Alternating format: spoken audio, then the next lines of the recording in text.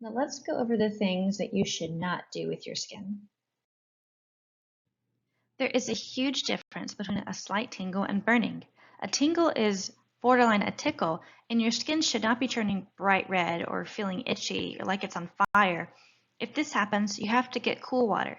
Yes, that means sticking your face under the running faucet for at least 5 minutes. That is a long time, but that is going to ensure you're getting the product off your skin and cooling it down.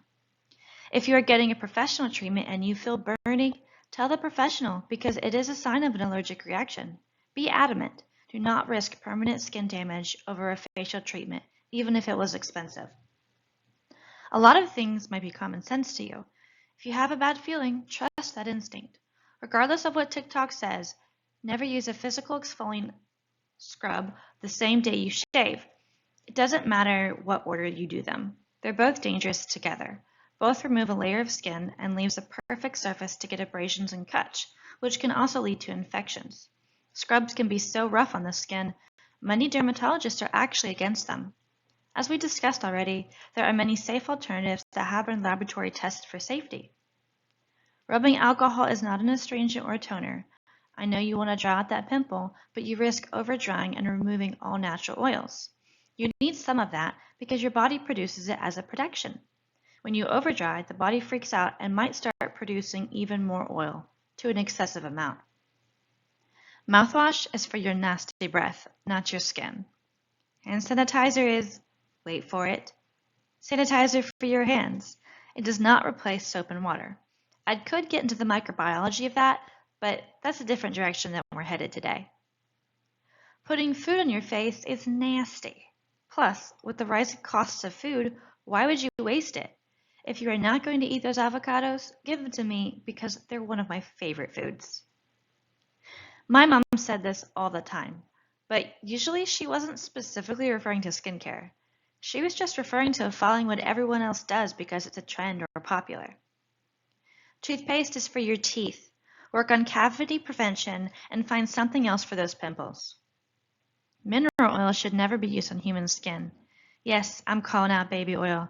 Leave that poor baby's bum alone and stick to the safe and scientifically tested and proven products. Everyone is wanting to try dermaplaning and microneedling, but professional treatments can be so expensive. Do you know why they're expensive? Because they are procedures.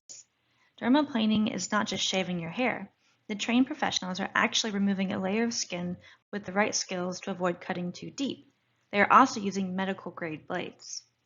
All those over-the-counter products claiming to give the same result are just little eyebrow razors prepackaged and sold at a higher price. They're not really safe, and they're not sanitary for repeated use. In the same way, microneedling is serious and involves puncturing the skin to a certain depth. The thing is, you cannot use the same pressure or depth on all areas of your face. You are putting yourself at risk of damaging below the surface of your skin and infections. Professionals are trained, and the seriousness of the work and education they have to go through is why it costs so much. Would you give yourself stitches at home, or would you go to a doctor? I'm a master cosmetologist, but I pay another professional to cut my hair because unless you're buzzing your hair to be bald, you could really mess up and even hurt yourself. This is a good time to briefly address one of the most commonly treated areas on your body, and that's your hair. Your scalp is the thinnest layer of skin on your body, so it is also necessary to give attention to it. Cue the hairdresser rant.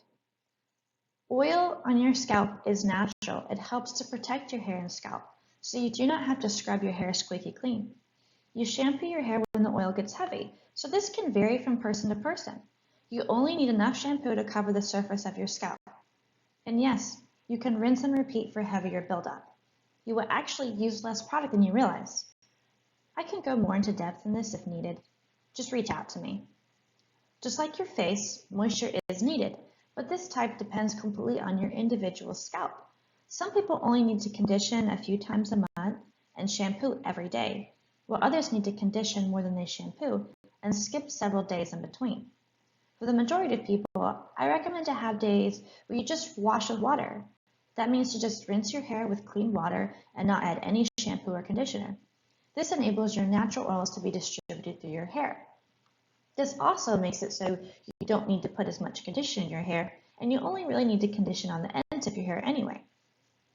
Always seek a dermatologist for help and a consultation with a knowledgeable cosmetologist to develop a good routine that's tailored to your hair and your scalp.